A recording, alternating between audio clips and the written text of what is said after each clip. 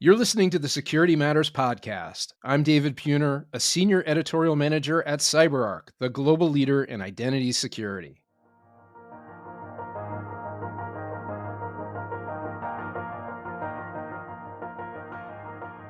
Imagine this.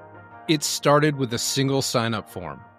A product marketing manager was working late, prepping for a board presentation. She needed sharper visuals fast, so she found an AI-powered slide tool online and quickly logged in with her corporate email. No approvals, no red tape. She uploaded sensitive financial data and hit generate. By morning, security was in crisis mode. That AI tool, built by a 15-person startup, no security team, no SSO, no offboarding protocols, and no idea it was now holding confidential files from a Fortune 500 company. This wasn't just a one-off. It was just one of many apps quietly adopted across the company. Every click created yet another unmanaged identity. Something today's guest, Lior Yaari, calls identity debt. Lior is the CEO and co-founder of Grip Security, a SaaS identity risk management platform that helps companies regain control of sprawling SaaS environments. He's also a former officer in Israel's elite unit 8200, where he cut his teeth in cybersecurity.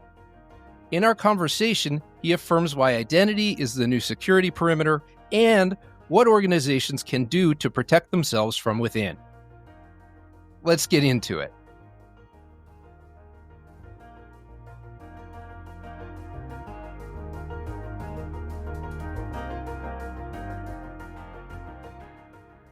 Lior Yaari, CEO and co-founder of Grip Security. Welcome to Security Matters. Thanks for coming onto the podcast.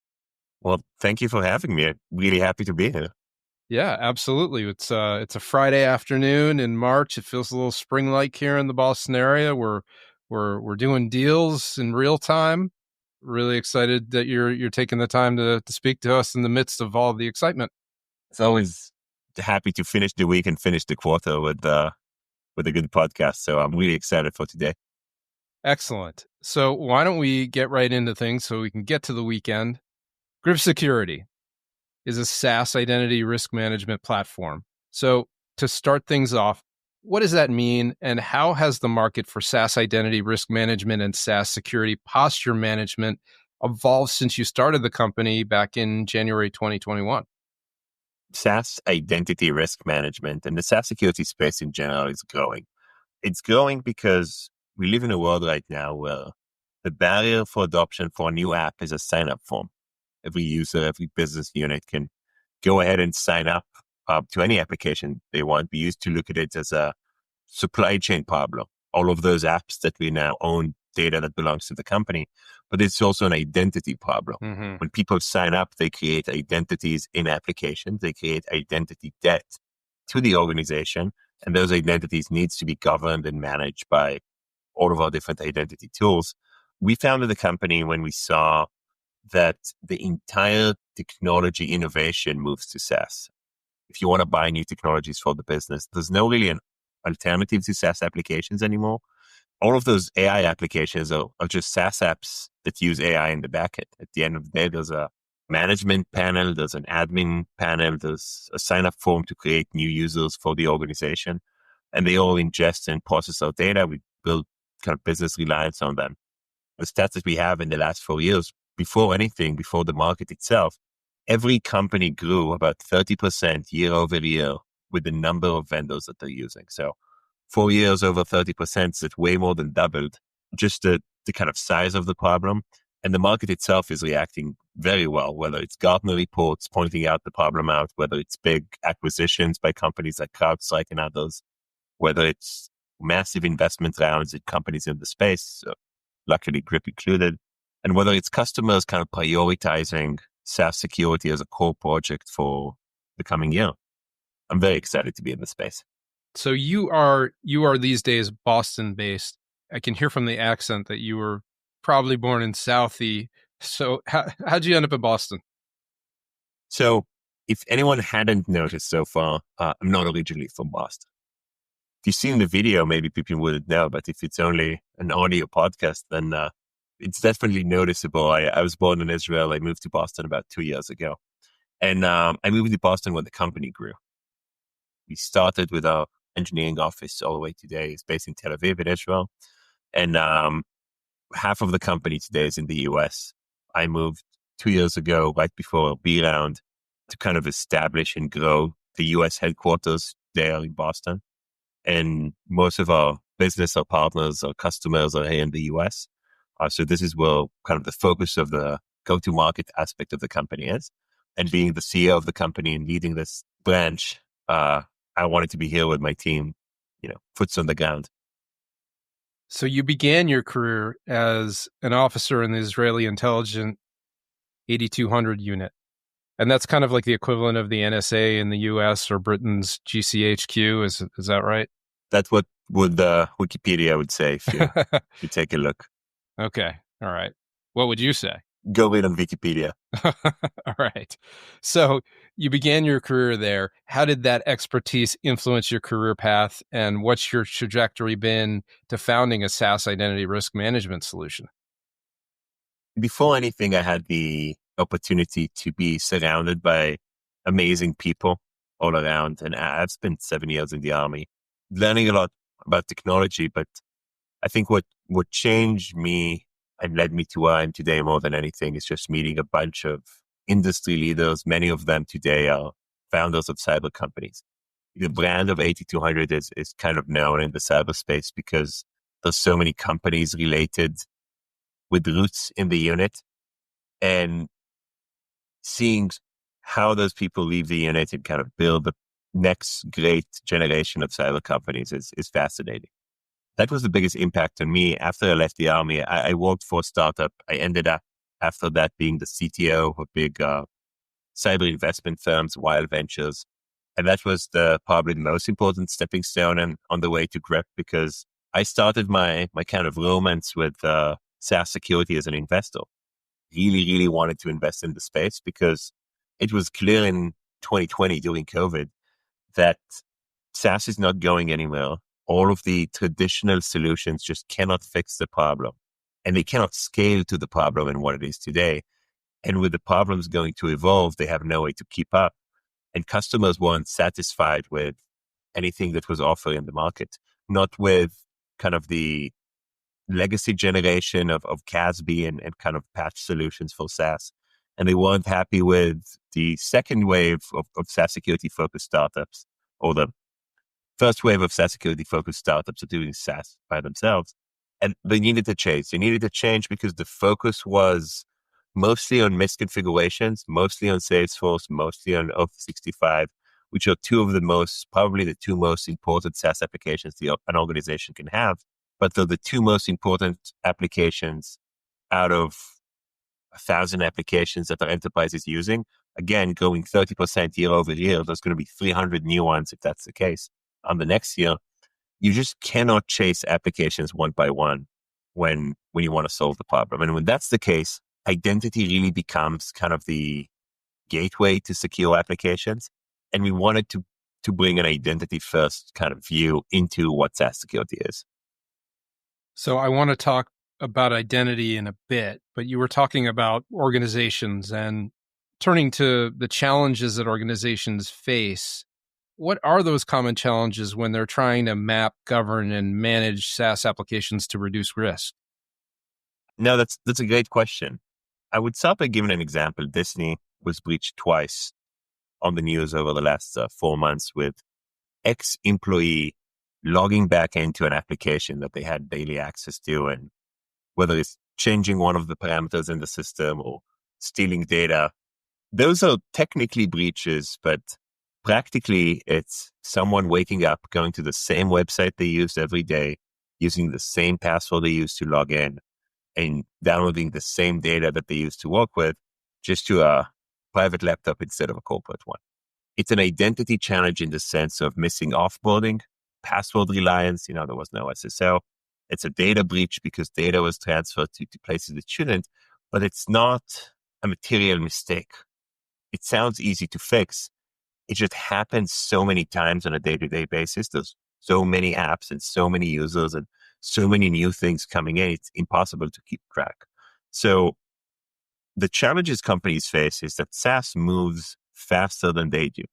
The business owns the decision on bringing new applications, the creation of new identities, the management and configuration management of those apps. The business owns creating identity and security debt, while security owns paying this debt. And when there's a mismatch between the one paying and the one that's increasing the debt itself, then obviously the pace of growth goes up.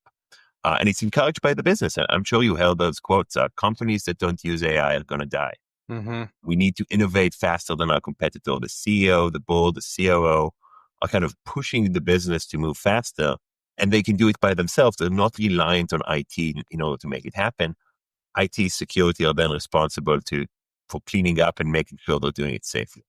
Those problems could include supply chain and compliance problems, because you need to understand what the kind of supply chain you're using is and make sure it's compliant.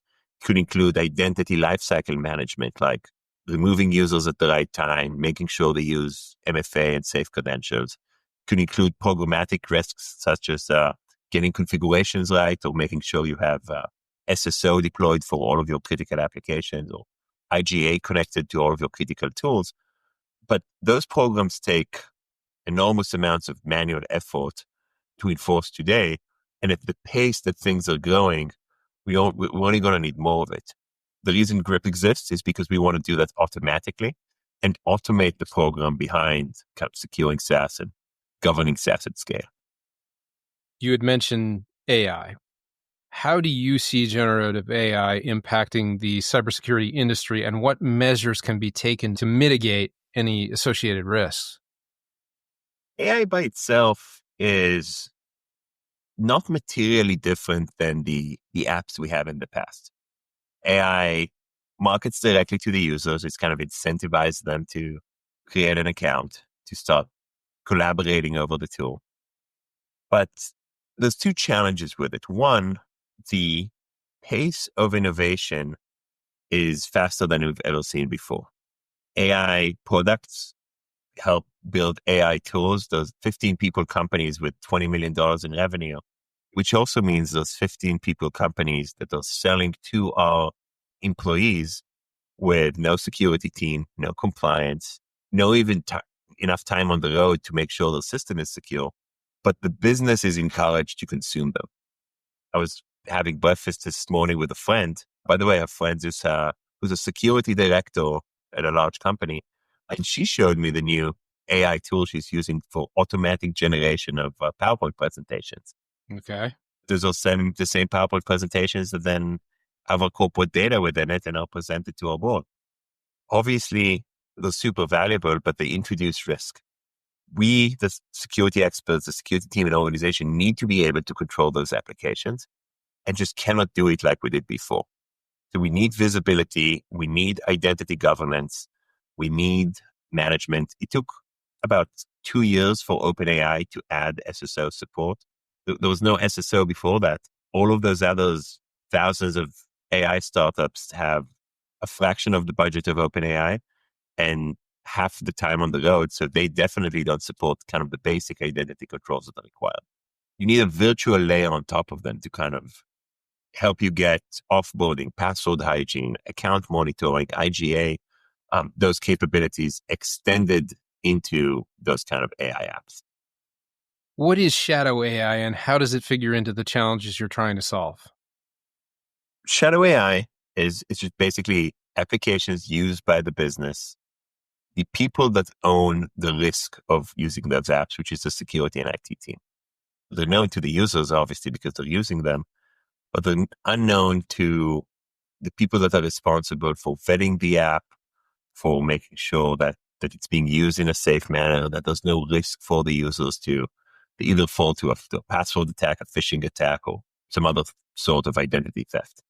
It relates to the problem because Gartner defined the two terms in the past. They said shadow SaaS or shadow IT that we don't know about, SaaS applications that we don't know about, and now AI that we don't know about. The second one is shadow identities. identities that exist within our software that are not under management. And management could be SSO connected to something like Adaptive, but it could be manual management in an Excel sheet. Shadow identities are not connected to anything. What's interesting in this manner is that Gartner changed both of those terms. They changed shadow IT into business-led IT, and they changed shadow identities into distributed identities. And it's because the new reality is that we need to support the business in bringing IT in. We need to support the business in creating those identities. So shadow AI is probably business-led AI. It's being used for good. Mm-hmm. And then if shadow is something you need to eliminate, business-led is something you need to support. It relates into the problem because AI apps are just SaaS apps. Those SaaS apps that use AI in the backend. Speaking of identities and identity, how are you approaching the increasing complexity of identity management, especially considering the rise of machine identities?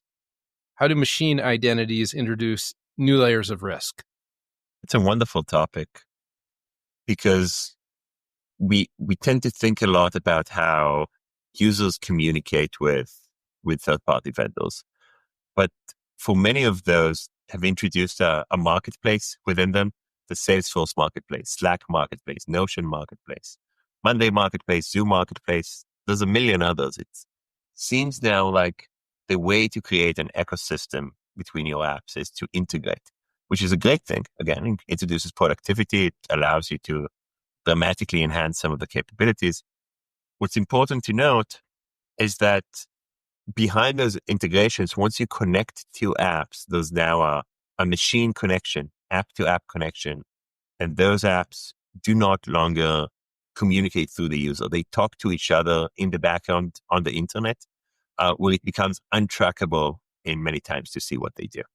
So one great example to that is when Circle CI were breached a few years ago. Mm-hmm. Circle CI is heavily connected into our CI/CD systems, into our code system, our AWS, GitHub, GitLab, and others.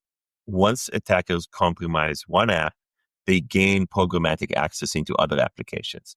And if they have the ability, for example, to deploy software to our cloud, if they have the ability to access our code, then there's risk for application hopping over those machine identities connected to each other.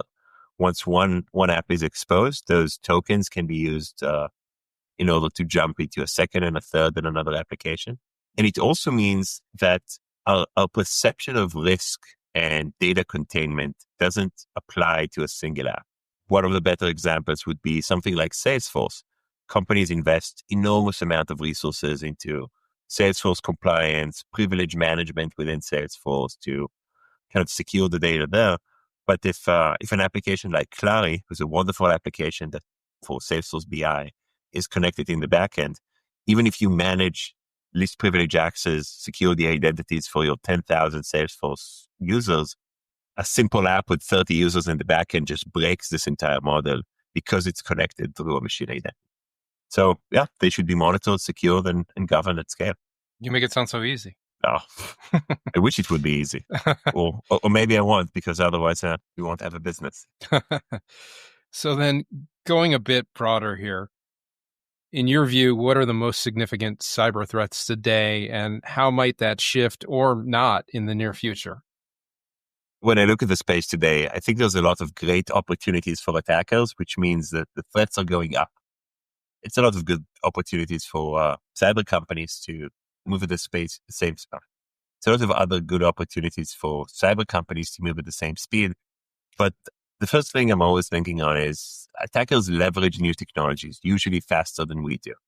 Not faster than the startups, but faster than the companies that I need to implement those startups and technologies into their security stack.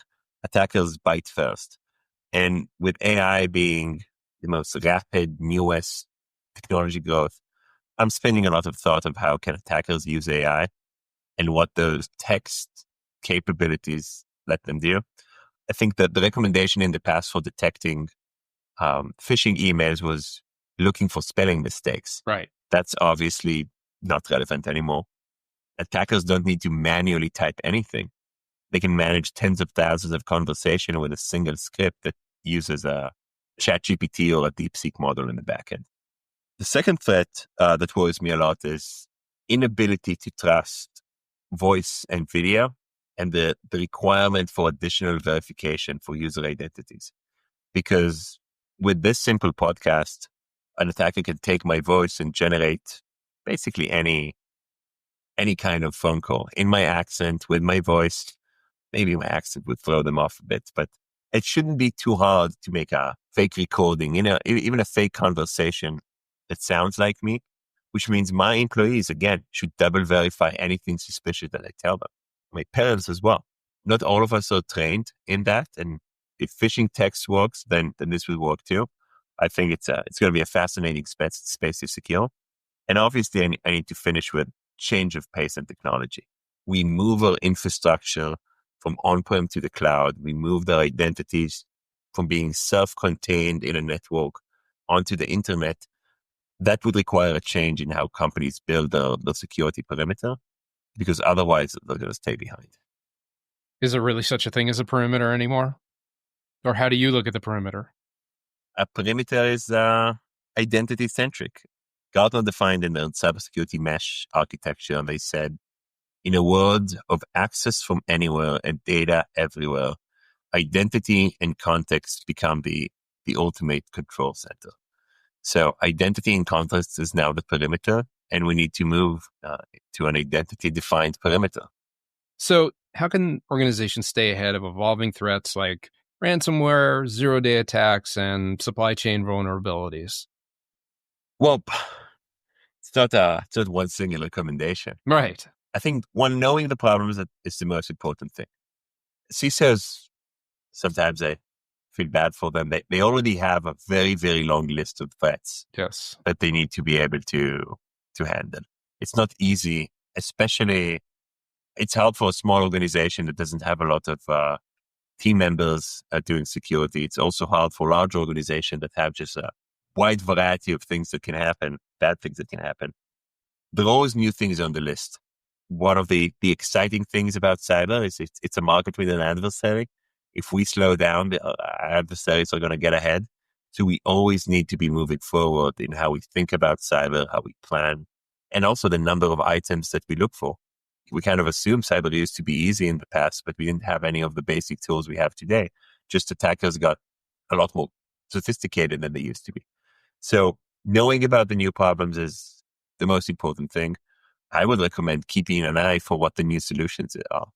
And it could be tiring, but there's many of them. There's a lot of interesting problems and interesting logos to look at. But the only way you can solve those problems is to partner and kind of learn from companies that dedicate their entire day-to-day to solving your one specific thing that you're not educated about yet.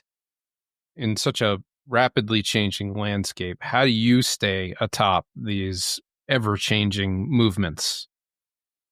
I have the privilege of focusing on one of the problems that I see as the biggest one. But what's most important for me, I go to a lot of conferences, I talk to a lot of people, and I spend a lot of time talking to early stage entrepreneurs, people who are building the next generation of startups. They spend their entire day looking for the next problem. And you can learn a lot from them on what they see in the market. Hopefully, I can give them something back and how I know the market is. But talking to those VCs, startups, innovation posts on LinkedIn is key to if you want to keep up. I'd read somewhere that you had a focus on automotive for a while. What about that industry in particular do you think has relevant takeaways for the greater landscape of other industries as far as security goes? Yeah. Back in the day, one of my parents' old friends asked me what I'm doing for a living, and I said I'm breaking into cars. So I was kind of disappointed. Thought I'll do better. But breaking into cars virtually, I was working in the automotive security space. I was a pen tester for automotive vehicles. We were helping some of the big brands to keep their cars secure. And cars are just it's a driving set of IoT devices, Internet of Things, embedded devices. There's a famous saying I always like. It says the S in IoT stands for security. People say, well, there's no S in IoT. All right. The answer is yes. There's no security. This entire space is wildly complex because building cars is hard enough. Being a security expert is hard. Doing both is impossible. Mm. And it's a good example of why we cannot assume we're building our system in a secure manner. I think I learned a lot in this space because complex systems will always exist. And if you look at the average corporate network and the average organization, even in the average marketing organization, those systems are complex. So they have deep expertise in what they're trying to achieve. And they don't understand. They don't understand what could happen, what attackers could do. We think in security sometimes that everyone should at least a similar context or to this like negative thoughts about how if someone's going to break the beautiful things you build. But most people are not like that. And it means that when they share all of the photos on an open, or all of the documents on an open file share, it's not materially different than when they build an engine computer that doesn't verify input. They don't think someone's going to do something bad to it. And they don't think they should let us know because they don't have an understanding that they need our help. So what I learned more than anything is that professionals, whether those are IoT experts or marketing managers or CFOs, they don't bypass security because they're malicious. They bypass security because they're a little innocent or naive. They don't think about the bad things that can happen and why people do bad things when it comes to cyber threats. And it means us as a cyber organization, we need to be proactive, not in stopping them. We need to be proactive in helping them understand what could happen. And we need to hold their hand when they make decision and not after they did. And this ties to any element of security, to education about phishing, or all the way back to what I'm doing today, which is supporting safe adoption of technologies and creation of SaaS users. Going back to another one of your experiences, the Security Matters research team listened to another one of your podcast appearances, and you mentioned that as an entrepreneurial 16-year-old in Israel, you were helping, or maybe it was doing, NYU students' homework. What was the homework, and how'd you get hooked up with that gig? Forgot that I told that on a podcast, but it's kind of a funny way to get into cyber. When I was 16, sometime in high school, I got connected through a friend to a pretty shady NYU student that wanted to offshore his just like intro to computer science, Java development homework. And it paid very well. It paid way more than anything else I could do. I think it was $70 an hour, which wow. It's not like I can work for a long time, but he would always forget to do his homework. He would always message me like 2 days before and said, if you can do it right now, I'll get you this amount of money. And it wasn't too hard. I was a pretty excited programmer back then. So I started with Java, intro to computer science. And then a friend at NYU took a cybersecurity class. So my first, it was Linux security something. I didn't know security as I do today. So I ended up doing the course and doing homework for him on cybersecurity concepts and writing those long reports on how to secure operation systems. I wouldn't say it necessarily what threw me into cyber, which was my first step in cybersecurity. Okay. I ended up knowing most of what I know today when I joined the army. Mm-hmm. But it was a very funny experience back then. And with 6 hours a week, I was able to kind of, pay for alcohol when I went out. The alcohol addict. Of course. Well, drinking age in Israel is a lot lower, just to be clear. Right. I'm sure that it seems to be everywhere, much lower everywhere than in the U.S. Yeah. Where's he now, and how did he do on those projects? We haven't kept in touch. He did very well. Okay, he's not working for Grip Security. I don't think he would pass the interviews. Thank you. We're getting toward the end of the recording here. Really appreciate your time on this Friday afternoon. So to wrap things up, we already sort of talked a little bit about what organizations can do to stay ahead of evolving threats, but Are there strategies that organizations can use to enhance business resilience and mitigate operational disruptions that you can suggest? Definitely. And then that's not related to grip. There's actually other things they should do that are kind of the core of security in an organization. And there's a lot of security controls we were using for many years that have programmatic element to them. You do them one by one. But the challenge is that you do them one by one. It means that there's always more effort needs to be invested in them, but they're still the core of a good program. This would be implementing SSO. SSO is a wonderful way to dramatically reduce the attack surface on the organization.